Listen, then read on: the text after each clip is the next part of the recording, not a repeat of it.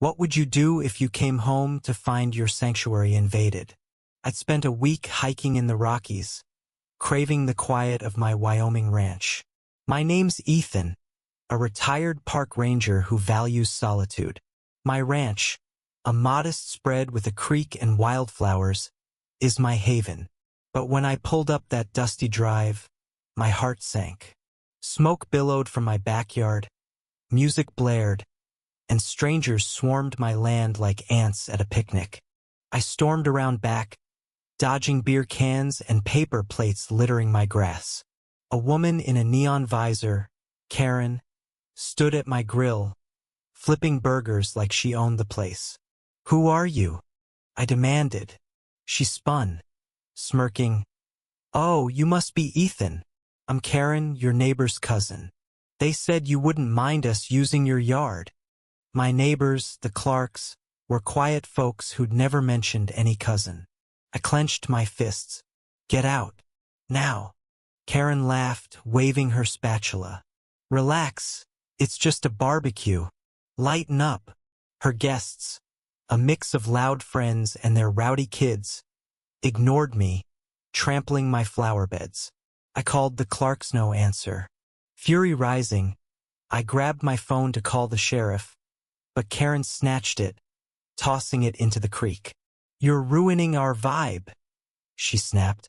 I was livid, but before I could act, a man in a polo shirt, her husband, Greg, stepped in, apologizing. "She gets carried away," he said, handing me a soggy $20 for cleanup.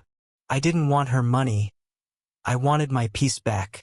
The situation escalated when Karen's teenage son, Braden, spray-painted "Party Ranch" on my barn. That was my breaking point.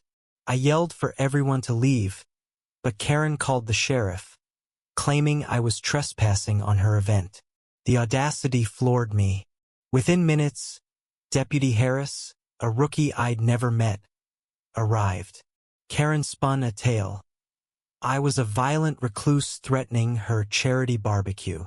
To my shock, Harris cuffed me, saying, "We'll sort this out at the station." My own home, and I was the criminal? Locked in the back of the cruiser, I watched Karen high-five her friends. But then, a twist. Greg, her husband, slipped away and approached the deputy. I overheard him confess. Karen had lied about the Clark's permission. He'd found texts proving she'd planned this for weeks, knowing I was gone. Greg, fed up with her antics, showed Harris the messages. The deputy's face hardened. He uncuffed me, apologizing, and turned to Karen, who was now pale. Harris confronted her, citing trespassing and property damage. Karen stammered, "It's just a party." But the evidence was damning. Braden's spray paint, the trashed yard, my soaked phone all pointed to her recklessness. The deputy issued her a citation and ordered her guests to leave. As they scrambled, I noticed the Clarks pulling up, horrified. They'd been out of town, unaware of Karen's scheme. They apologized profusely, promising to cover damages. Karen's empire crumbled fast.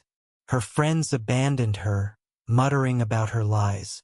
Braden, grounded for the vandalism, glared at her. Greg, shaking his head, said he was done enabling her.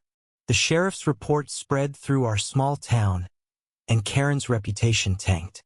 She tried to play victim online, but locals who dealt with her entitlement flooded the comments with their own stories.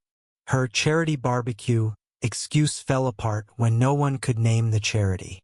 By week's end, Karen faced a hefty fine and community service for the damage. My ranch was quiet again, though the cleanup took days. The Clarks helped, and Greg even pitched in, looking lighter without Karen's shadow. I replanted my flower beds, the creek sparkling once more.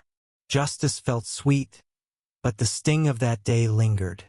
My home was mine again, but the violation wasn't easily forgotten.